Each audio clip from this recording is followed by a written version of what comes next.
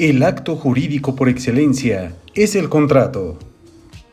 En el Código de Napoleón se enumeraban como elementos del contrato los siguientes: el consentimiento, el objeto, la capacidad y la causa lícita. Otros autores, como Martí, consideraban que la causa es un elemento esencial en el contrato y que las condiciones de existencia de los contratos son tres: el consentimiento, el objeto y la causa. En el Código de 1884 se mencionaban como elementos del contrato el consentimiento, el objeto, la capacidad y la forma. Y en nuestro Código Civil vigente se hace una clasificación de estos elementos, distinguiéndose como esenciales el consentimiento y el objeto posible, y como de validez la capacidad, forma, ausencia de vicios del consentimiento y la licitud en el objeto, motivo, fin o condición del contrato. Para la existencia de un contrato se requiere consentimiento, objeto que pueda ser materia del contrato, ya que el contrato puede ser invalidado por incapacidad legal de las partes o de una de ellas, por vicios del consentimiento, porque su objeto o su motivo o fin sea ilícito, y también porque el consentimiento no se haya manifestado en la forma que la ley establece. Pero, ¿qué es el consentimiento? El consentimiento es el acuerdo o concurso de voluntades que tiene por objeto la creación o transmisión de derechos y obligaciones. El consentimiento es el acuerdo o concurso de voluntades que crea, transmite, modifica o extingue obligaciones y derechos. Todo consentimiento, por tanto, implica la manifestación de dos o más voluntades y su acuerdo sobre un punto de interés jurídico. Dada la naturaleza del consentimiento, este se forma por una oferta y por la aceptación de la misma. Como es el acuerdo de dos o más voluntades, necesariamente una voluntad debe manifestarse primero, y es la oferta o policitación, es decir, que una parte propone algo a la otra respecto a un asunto de interés jurídico.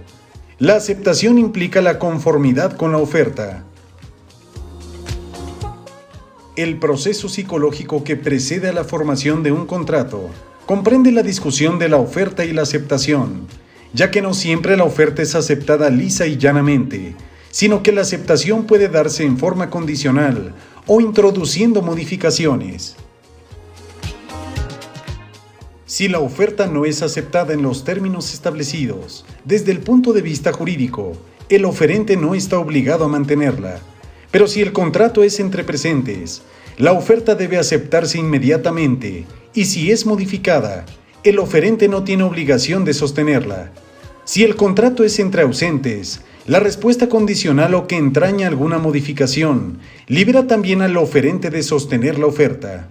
En el mecanismo de formación del consentimiento entre presentes, la discusión que se sostiene entre las partes permite que la oferta sufra modificaciones, de tal forma que aunque el oferente no está obligado a sostenerla, por su propio interés, acepta esas modificaciones y se llega a un consentimiento.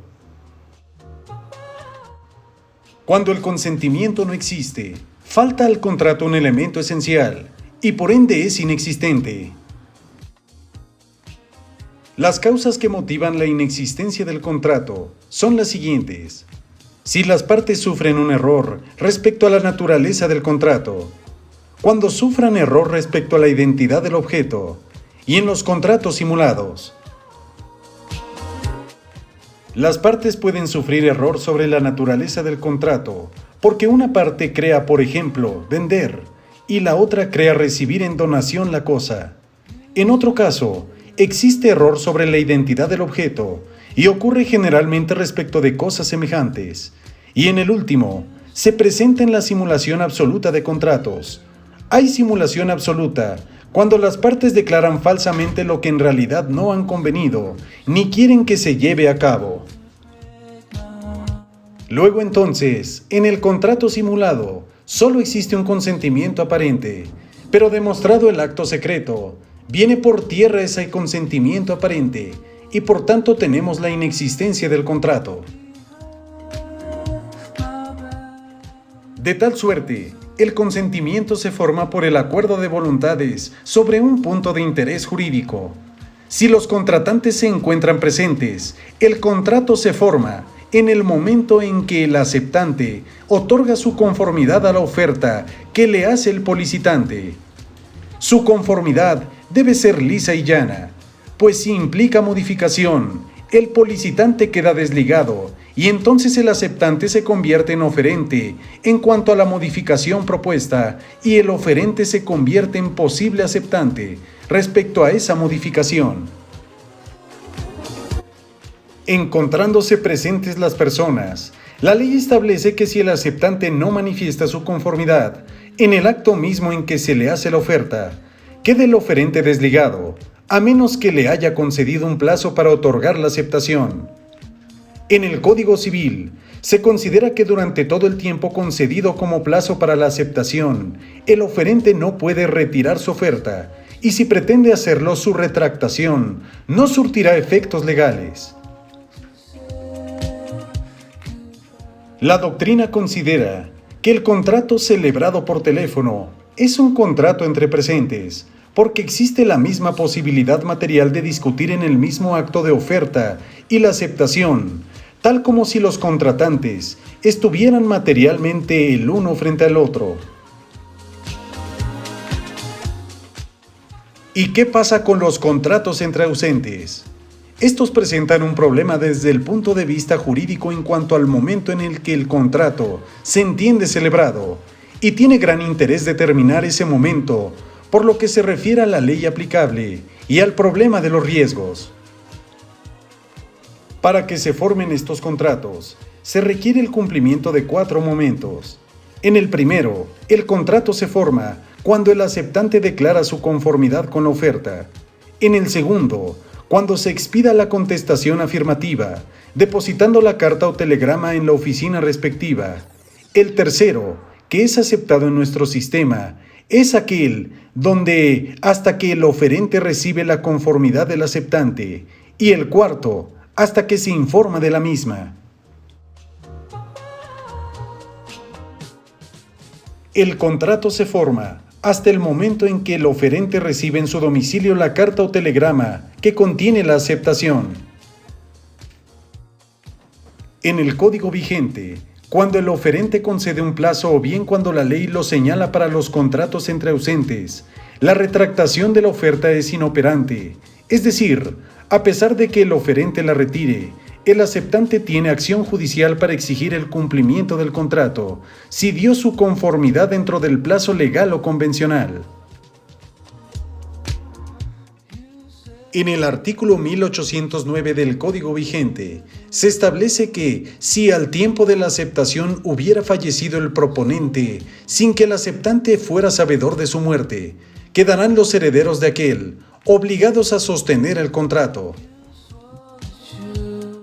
En nuestro Código vigente, podemos fundarnos en el sistema llamado de la Declaración Unilateral de Voluntad, por 2 razones. La primera, por lo que en él, la retractación de la oferta es inoperante de manera que la obligación de celebrar el contrato existe y no puede producir ningún efecto esa retractación. Y segundo, porque ya el Código actual acepta el sistema de la Declaración Unilateral de Voluntad y los autores modernos, al comentar esta obligación del oferente y esta retractación inoperante, consideran que la obligación ha nacido de una simple declaración de voluntad. Esto significa que cuando el oferente manifieste su voluntad de obligarse y concede un plazo o su silencio la ley lo impone, es por su propia manifestación de voluntad, antes de que haya contratado como ha nacido una obligación a su cargo, consistente primero en mantener la oferta durante todo el tiempo estipulado y segundo, en verse obligado a celebrar el contrato y a cumplirlo a pesar de que retire su oferta. El objeto en el contrato no es la cosa o el hecho. Estos son los objetos indirectos de la obligación, pero como el contrato la crea y ésta tiene como objeto la cosa o el hecho, La terminología jurídica, por razones prácticas y de economía en el lenguaje, ha confundido principalmente en los códigos el objeto de la obligación con el objeto del contrato. En nuestro Código Civil vigente, en su artículo 1824, se establece que son objeto de los contratos la cosa que el obligado debe dar, el hecho que el obligado debe hacer o no hacer, y desde el punto de vista doctrinario, se distingue el objeto directo, que es crear o transmitir obligaciones en los contratos, y el objeto indirecto, que es la cosa o el hecho, que asimismo son el objeto de la obligación que engendra el contrato. En las obligaciones de dar, el objeto consiste en la cosa cuyo dominio o uso se transmita. Como requisitos esenciales de la cosa, señalamos los siguientes. La cosa debe ser físicamente posible y la cosa debe ser jurídicamente posible.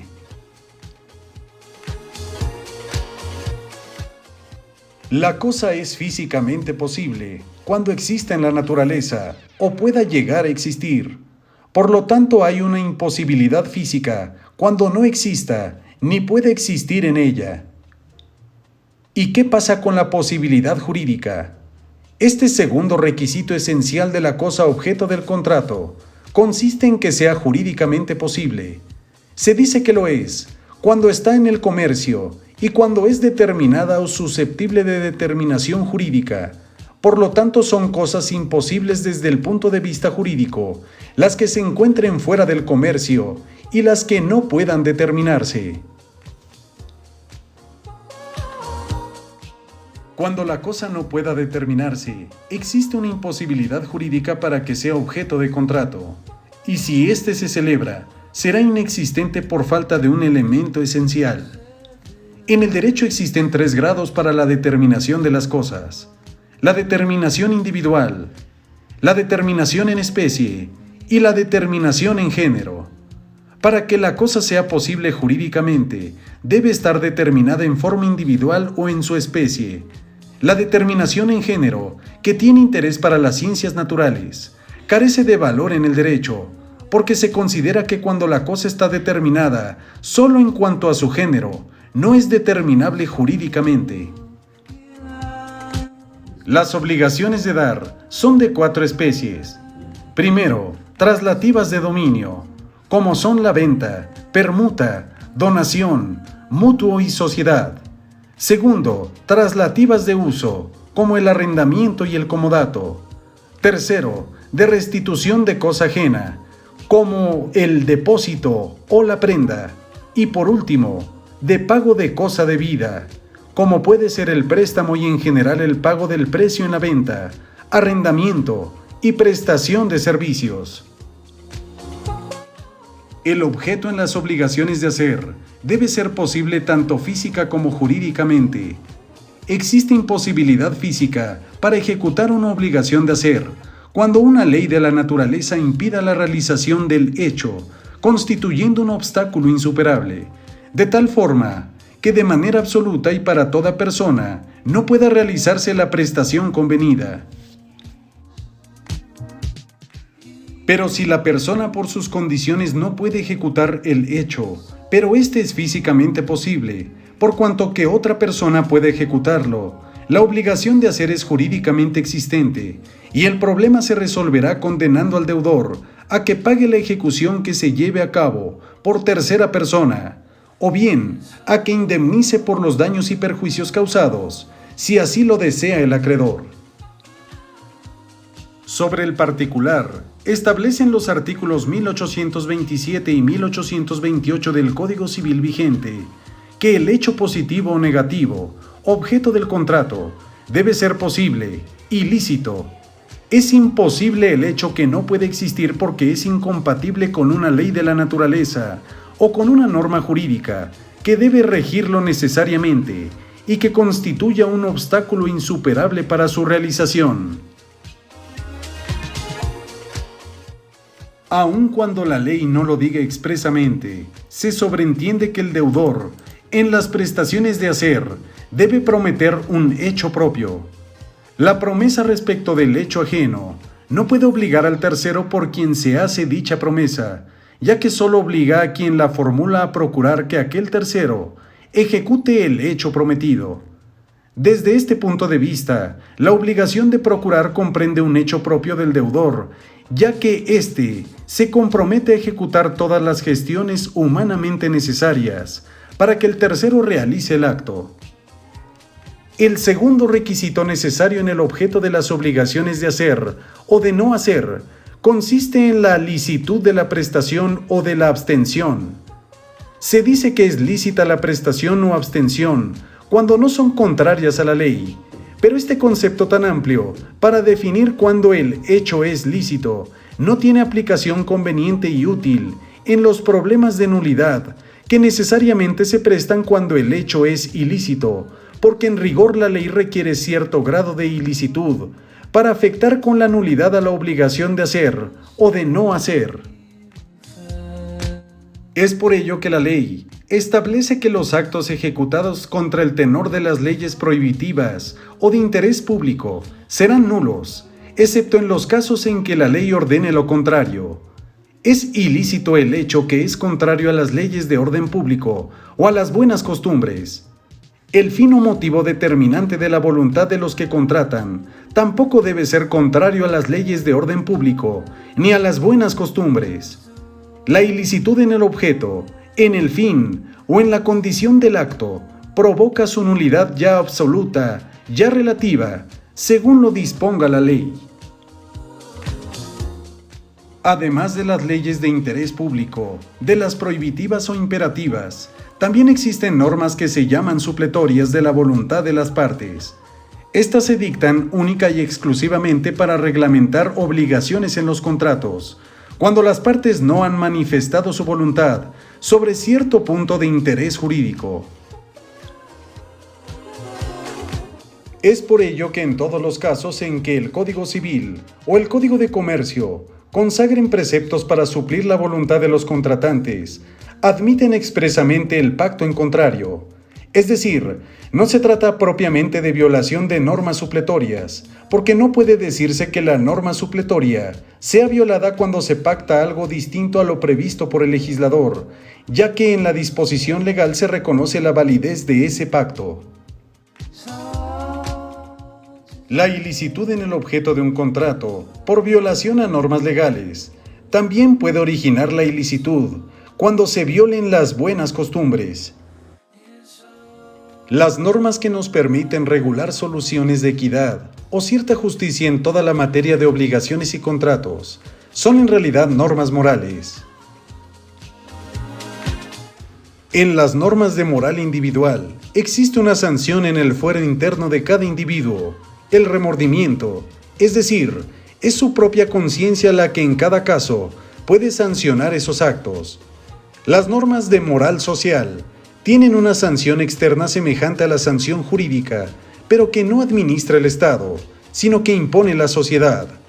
Esta sanción externa es generalmente el desprecio que los miembros de una colectividad tienen para aquellos individuos que ejecutan actos en contravención a las normas morales que se consideran indispensables para la convivencia social. En nuestro régimen jurídico, solo se decreta la nulidad para aquellos actos ejecutados en contra de las normas jurídicas que se han mencionado, o contra las buenas costumbres. No se admite la posibilidad de que por convenio las partes estipulen prohibiciones cuya violación traiga consigo la nulidad. Simplemente se sanciona el acto que viole una cláusula prohibitiva, con la obligación de pagar una indemnización por daños y perjuicios.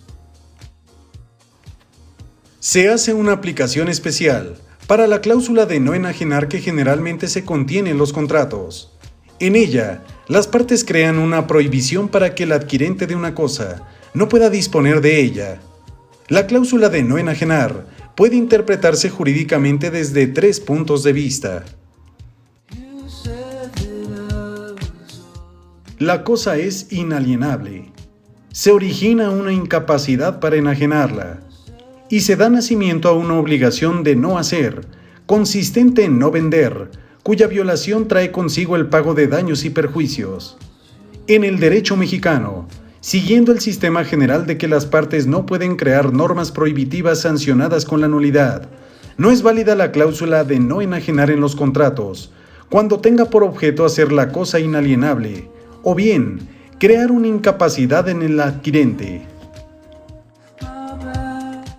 Es por ello que la cláusula de no enajenar no tiene el efecto jurídico de hacer el bien inalienable, ya que esta característica de los bienes solo puede ser decretada por el legislador. Al respecto, el Código Civil establece que el propietario de una cosa puede gozar y disponer de ella con las limitantes y modalidades que fijen las leyes. Esto significa que por virtud de la ley pueden crearse modalidades o restricciones al derecho de propiedad. Este derecho solo podrá ser restringido por la ley y no por contrato, y la cosa no puede convertirse en inalienable en términos absolutos, sino por disposición de la ley. De la misma forma, la cláusula de no enajenar no puede tener como efecto originar una incapacidad en el adquirente, cuya violación traiga consigo la nulidad relativa, ya que la capacidad o incapacidad también es regulada exclusivamente por la ley y no puede ser creada por contrato. De esta forma, cuando es la norma de derecho la que crea la incapacidad, el acto ejecutado por el incapaz está afectado de nulidad relativa. En nuestro derecho, en materia de capacidad, solo la ley puede originar la incapacidad de goce o de ejercicio, ya que la ley establece que son hábiles para contratar todas las personas no exceptuadas por la ley. En consecuencia, la ley es la única que puede hacer expediciones, originando la incapacidad.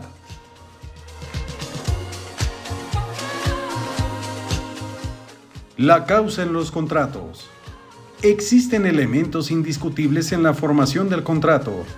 Estos son el consentimiento y el objeto para la existencia del mismo. La capacidad, la forma, la ausencia de vicios en el consentimiento y la licitud en el objeto, motivo o fin, por lo que se refiere a la validez. Para la doctrina clásica existen tres causas. La primera de ellas es la causa final. La causa final es la finalidad abstracta que necesariamente se proponen las partes al contratar. La causa impulsiva, o motivo determinante del contrato, es un elemento extrínseco al mismo, que consiste en el fin personal que cada parte se propone al contratar, y que por lo tanto es variable en cada contrato y en cada persona. Y por último, la causa eficiente, que es la fuente de obligaciones que nada tiene que ver con la causa final, ni con la impulsiva. Es por ello que la causa de una obligación en los contratos bilaterales es la obligación de la otra parte. Esto significa que la causa de la obligación de una de las partes se encuentra en la obligación de la otra parte, que en todo contrato bilateral una parte se obliga única y exclusivamente porque la otra se obliga. En los contratos reales, la causa de la obligación del que debe entregar la cosa es el hecho de haberla recibido.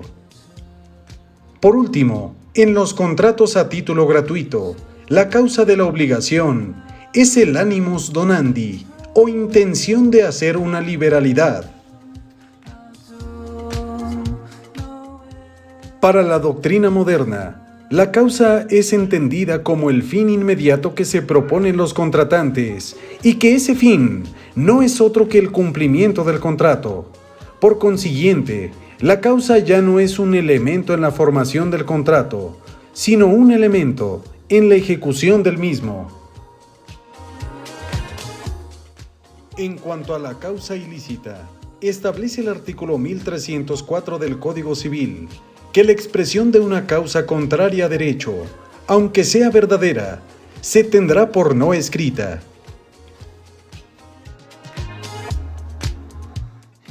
Nuestro código vigente abandona por impropio y por ser fuente de confusiones el término causa y prefiere utilizar como elemento del contrato la palabra fin o motivo determinante de la voluntad. Atendiendo a la forma, los contratos se clasifican en formales, que son aquellos en los que el consentimiento debe manifestarse por escrito, como un requisito de validez, de tal forma que si el consentimiento no se manifiesta en escritura pública o privada, el contrato se encontrará afectado de nulidad relativa. El contrato formal es susceptible de ratificación expresa o tácita. En la expresa se observa la forma omitida y en la tácita se cumple voluntariamente el contrato y queda purgado el vicio.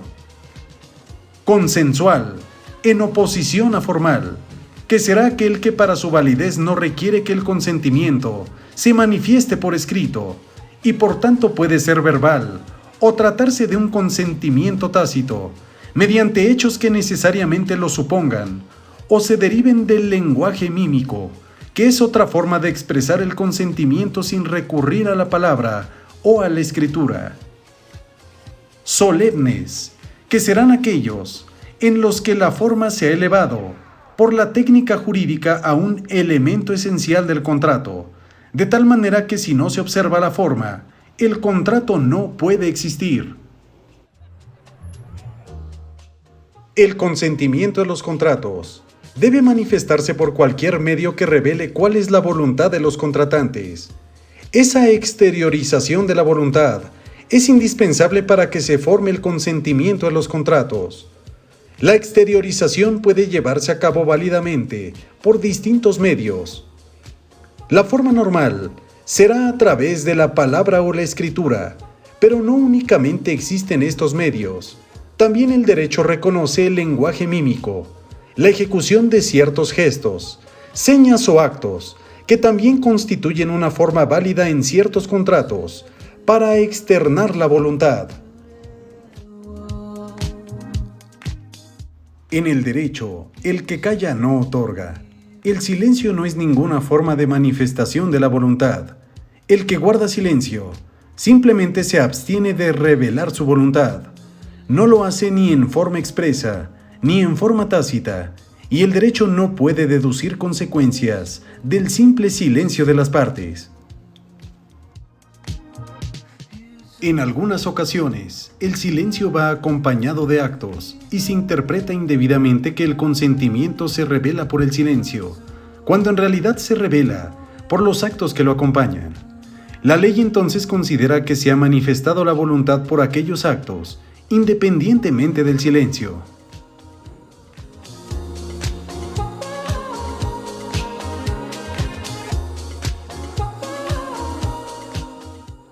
Es un elemento de validez en los contratos, que la voluntad se manifieste con las formalidades que en cada caso exige la ley.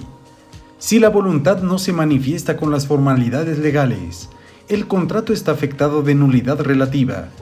Las formalidades que requiere la ley suponen siempre el consentimiento expreso.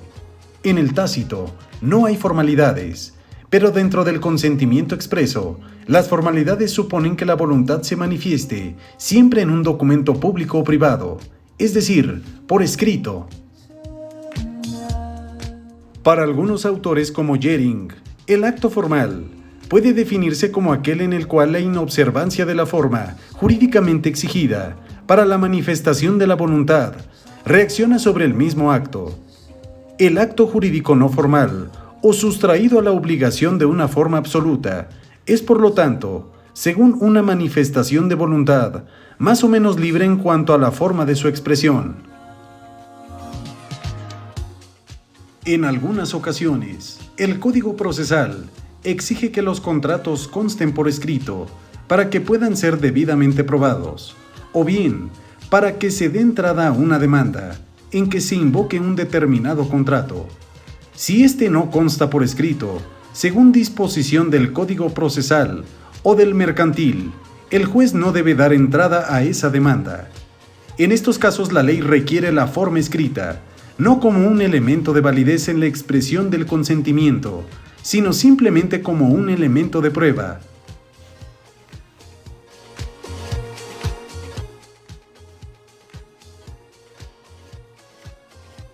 En nuestro código se establece que los contratos se perfeccionan por el simple consentimiento.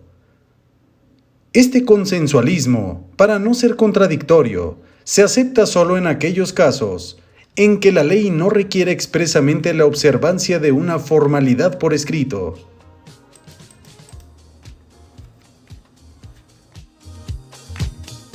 De esta forma, en los artículos 1832 a 1834, nuestro código vigente reglamenta la forma de los contratos en general, al establecer que en los contratos civiles, cada uno se obliga en la manera y términos que aparezca que quiso obligarse, sin que para la validez del contrato se requieran formalidades determinadas, fuera de los casos expresamente designados por la ley.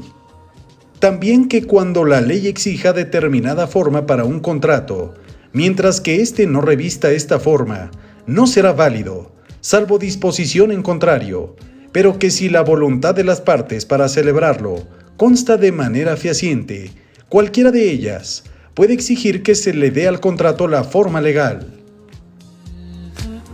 Y por último, el artículo 2232 estatuye que cuando la falta de forma produzca nulidad del acto, si la voluntad de las partes ha quedado constante de una manera indubitable y no se trata de un acto revocable, cualquiera de los interesados puede exigir que el acto se otorgue en la forma prescrita por la ley.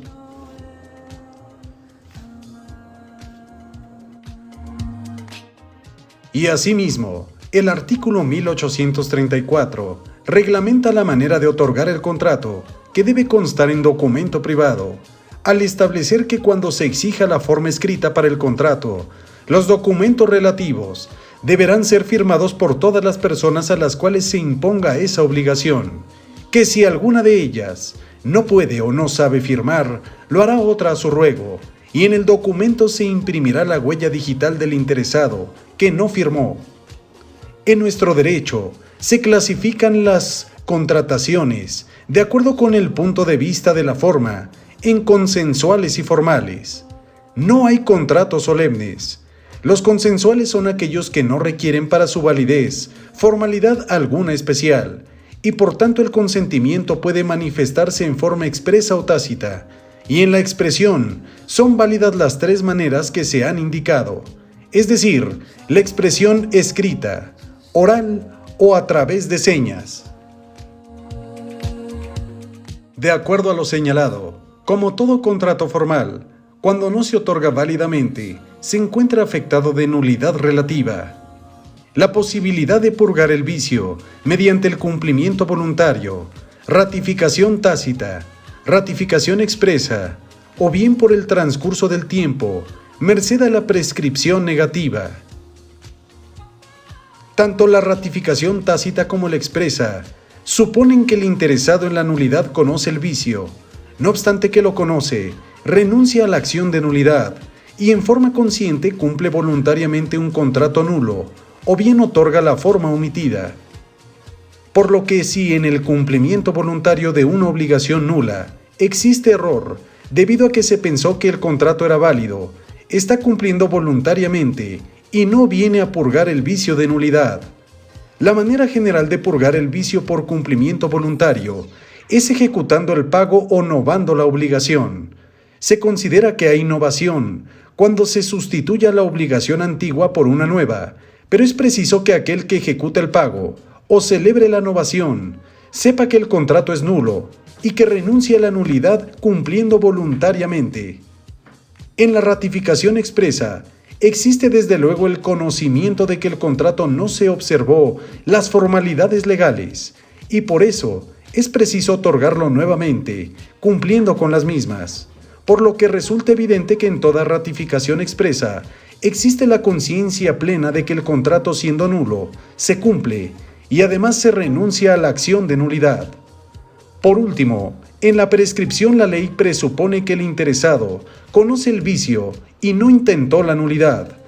Dejó transcurrir el tiempo necesario para que ese contrato quede convalidado y por consiguiente existe una renuncia tácita de la acción y existe el mismo fundamento que en la ratificación expresa o tácita para convalidar retroactivamente el contrato.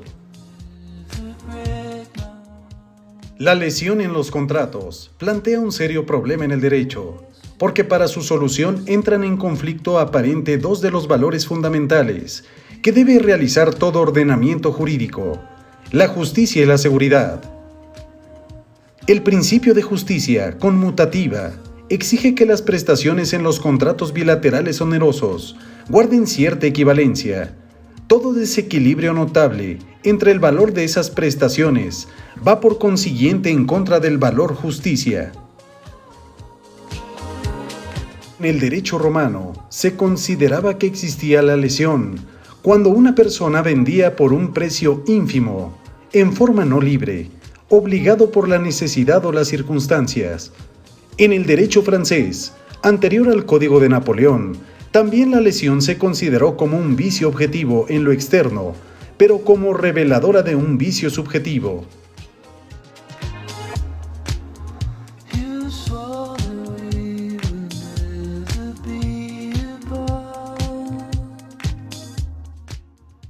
Se estima que hay una presunción de violencia o de error en los casos en que haya desequilibrio patrimonial entre las prestaciones.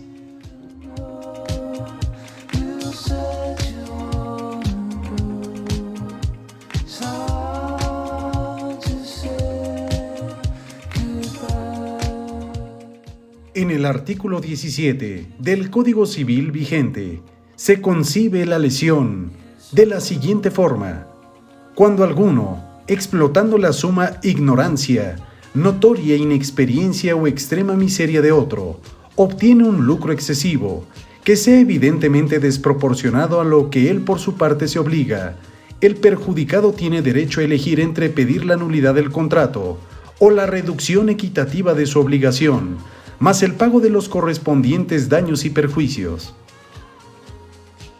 La lesión en los contratos puede constituir un delito de fraude.